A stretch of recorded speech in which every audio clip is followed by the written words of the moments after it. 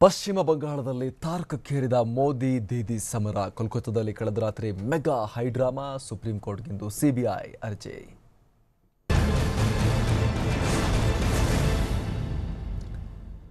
CBI ಅಧಿಕಾರಿಗಳನ್ನು ಪೊಲೀಸರು ವಶಕ್ಕೆ ಪಡೆದು ಬಿಟ್ಟ ಪ್ರಕರಣಕ್ಕೆ ಸಂಬಂಧಪಟ್ಟ ಹಾಗೆ ಇವತ್ತು ಹಲವು ಮಹತ್ವದ ಬೆಳವಣಿಗೆಗಳು ನಡೀತಾ ಇದೆ.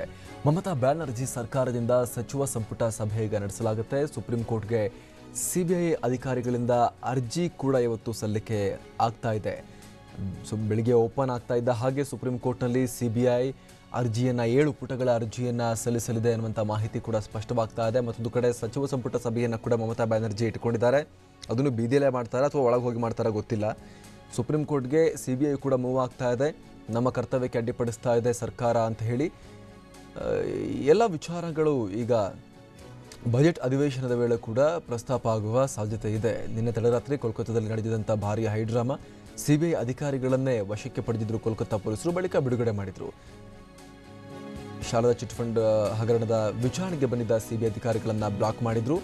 ಏನು ಅಹೋರಾತ್ರಿ ಧರಣಿಯನ್ನ ಮುಂದುವರಿಸಿದ್ರು ಮಮತಾ ಬ್ಯಾನರ್ಜಿ ಅವರು. ಇವತ್ತು ಕೂಡ ನಡೀತಾ ಇದೆ. ನಿನ್ನೆ ರಾತ್ರಿ ಇಡೀ ಧರಣಿ ಮಾಡಿದ್ರು ಬಂಗಾಳ ಮುಖ್ಯಮಂತ್ರಿ ಮಮತಾ ಬ್ಯಾನರ್ಜಿ. ಇಂದು ಇಡೀ ದಿನ ಧರಣಿಯನ್ನ ಮುಂದುವರಿಸುವ ಸಾಧ್ಯತೆ ಇದೆ. ಮಮತಾ ಬ್ಯಾನರ್ಜಿ ಅಲ್ಲಿ ಫೋನ್ ಹಿಡ್ಕೊಂಡು ಆ ಕಡೆ ಈ ಕಡೆ ಓಡಾಡ್ತಿರೋದನ್ನು ಗಮನಿಸ್ತಾ ಇದ್ದೀವಿ. ಚಾಟಿಂಗ್ ಬೇರೆ ಮಾಡ್ತಾ ಇದ್ದಾರೆ. ಮತ್ತಷ್ಟು ಮಾಹಿತಿಯನ್ನು ಕೊಡ್ತಾರೆ ನಮ್ಮ ಪ್ರತಿನಿಧಿ ಚಂದ್ರಮೋಹನ್. ಮೋದಿ ವರ್ಸಸ್ ದೀದಿ ಕಾಳಗ ಮಿತಿ ಮೀರ್ತಾ ಇದೆ ಬಂಗಾಳದಲ್ಲಿ. ನಾವು ದೃಶ್ಯಗಳಲ್ಲೂ ಕೂಡ ಗಮನಿಸ್ತಾ ಇದ್ದೀವಿ. ಮಮತಾ ಏನು ಭಾಳ ಹಲ್ ಕಚ್ಚಿ ಕುಸ್ತಿ ನಿಂತಂಗೆ ಕಾಣಿಸ್ತಾ ಇದೆ. ಅಲ್ಲಿ ಓಡಾಡ್ತಿದ್ದಾರೆ ಆ ಕಡೆಯಿಂದ ಈ ಕಡೆಯಿಂದ ಆ ಕಡೆ. ಈ ಪರಿಸ್ಥಿತಿ ಯಾವ ಹಂತಕ್ಕೆ ಹೋಗ್ತಾ ಇದೆ? ಸಾಂವಿಧಾನಿಕ ಬಿಕ್ಕಟ್ಟು ಏನಾದರೂ ಸೃಷ್ಟಿ ಆಗ್ತಾ ಇದೆಯಾ? ಏನು ಕತೆ ಬೆಂಗಾಳದಲ್ಲಿ ಅಂತ? ಹೌದು ಅಮರ್ ಪ್ರಸಾದ್, ಈಗಾಗಲೇ ಒಂದು ರೀತಿಯ ಸಂವಿಧಾನಿಕ ಬಿಕ್ಕಟ್ಟು ಸೃಷ್ಟಿಯಾಗಿದೆ. ಒಂದ್ ಕಡೆಯಲ್ಲಿ ಸಿಬಿಐನ ಅಧಿಕಾರಿಗಳು ಪಶ್ಚಿಮ ಬಂಗಾಳದ ರಾಜ್ಯಪಾಲರನ್ನು ಕೂಡ ಭೇಟಿಗೆ ಸಮವಕಾಶ ಕೇಳಿದ್ದಾರೆ. ಮತ್ತೊಂದು ಕಡೆಯಲ್ಲಿ ಇವತ್ತು ಸಿಬಿಐ ಸಂಸ್ಥೆನೆ ಸುಪ್ರೀಂ ಕೋರ್ಟ್ಗೆ ಈ ಕೋಲ್ಕತ್ತಾದಲ್ಲಿ ಉಂಟಾಗಿರತಕ್ಕಂತಹ ಪರಿಸ್ಥಿತಿಯ ಬಗ್ಗೆ ಅರ್ಜಿಯನ್ನ ಸಲ್ಲಿಸಿ ಸುಪ್ರೀಂ ಕೋರ್ಟ್ನ ನಿರ್ದೇಶನವನ್ನು ಕೂಡ ಬಯಸ್ತಾ ಇದೆ. ಹೀಗಾಗಿ ಸಿಬಿಐ ಸುಪ್ರೀಂ ಕೋರ್ಟ್ಗೆ ಅರ್ಜಿ ಸಲ್ಲಿಸಿದ ಬಳಿಕ ಸುಪ್ರೀಂ ಕೋರ್ಟ್ ಇದ್ರ ಬಗ್ಗೆ ವಿಚಾರಣೆ ನಡೆಸಿ ಏನು ಆದೇಶವನ್ನು ನೀಡುತ್ತೆ ಅನ್ನೋದು ಈಗ ತೀವ್ರ ಕುತೂಹಲನ ಕೆರಳಿಸಿದೆ. ಮತ್ತೊಂದು ಕಡೆಯಲ್ಲಿ ನಿನ್ನೆ ಕೋಲ್ಕತ್ತಾದ ಪೊಲೀಸ್ ಕಮಿಷನರ್ ಅವರ ನಿವಾಸಕ್ಕೆ ಬಂದಂತಹ ಸಿಬಿಐ ಅಧಿಕಾರಿಗಳನ್ನೇ ಕೋಲ್ಕತ್ತಾ ಪೊಲೀಸರೇ ತಮ್ಮ ವಶಕ್ಕೆ ತೆಗೆದುಕೊಂಡು ನಂತರ ಬಿಡುಗಡೆಯನ್ನ ಮಾಡಿದ್ದಾರೆ. ಈಗ ಸಿಬಿಐ ಅಧಿಕಾರಿಗಳು ಕೋಲ್ಕತ್ತಾ ಪೊಲೀಸ್ ಕಮಿಷನರ್ನ ವಿಚಾರಣೆ ನಡೆಸಲಿಕ್ಕೆ ಬಂದಿದ್ದನ್ನೇ ಖಂಡಿಸಿ ಸಿಎಂ ಮಮತಾ ಬ್ಯಾನರ್ಜಿ ಕೂಡ ನಿನ್ನೆ ರಾತ್ರಿಯಿಂದ ಧರಣಿಯನ್ನ ನಡೆಸ್ತಾ ಇದ್ದಾರೆ. ಮಮತಾ ಬ್ಯಾನರ್ಜಿಗೆ ದೇಶದ ಪ್ರತಿಪಕ್ಷದ ಎಲ್ಲಾ ನಾಯಕರುಗಳು ಕೂಡ ಬೆಂಬಲವನ್ನು ವ್ಯಕ್ತಪಡಿಸಿದ್ದಾರೆ.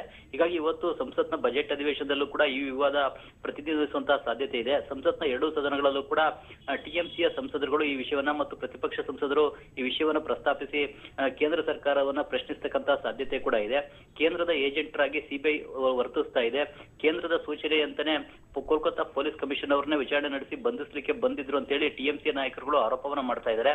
ಆದ್ರೆ ಸುಪ್ರೀಂ ಕೋರ್ಟ್ನ ಆದೇಶದಂತೆಯೇ ಶಾರದಾ ಚಿಟ್ ಫಂಡ್ ಹಗರಣದ ಬಗ್ಗೆ ಸಿಬಿಐ ತನಿಖೆ ನಡೆಸ್ತಾ ಇದೆ. ಇದರಲ್ಲಿ ಕೇಂದ್ರ ಸರ್ಕಾರದ ಯಾವುದೇ ಪಾತ್ರ ಇಲ್ಲ. ಅನಗತ್ಯವಾಗಿಯೇ ಮಮತಾ ಬ್ಯಾನರ್ಜಿ ಅವರೇ ಸಿಬಿಐ ಅಧಿಕಾರಿಗಳನ್ನ ತಮ್ಮ ವಶಕ್ಕೆ ತೆಗೆದುಕೊಂಡು ತಪ್ಪೆಸಗಿದ್ದಾರೆ ಅಂತ ಹೇಳಿ ಸಿಬಿಐ ಸಂಸ್ಥೆ ಹೇಳ್ತಾ ಇದೆ. ಹೀಗಾಗಿ ಈ ವಿವಾದವನ್ನ ಈಗ ಸುಪ್ರೀಂ ಕೋರ್ಟೇ ಬಗೆಹರಿಸಬೇಕಾಗಿದೆ. ವಿವಾದ ಇವತ್ತು ಸುಪ್ರೀಂ ಕೋರ್ಟ್ ಮೆಟ್ಲೇರಲಿದೆ. ಸುಪ್ರೀಂ ಕೋರ್ಟ್ ಯಾವ ಆದೇಶವನ್ನ ನೀಡುತ್ತೆ ಅನ್ನೋದನ್ನ ಈಗ ಕಾದು ನೋಡಬೇಕಾಗಿದೆ. ಚಂದ್ರಮೋಹನ್.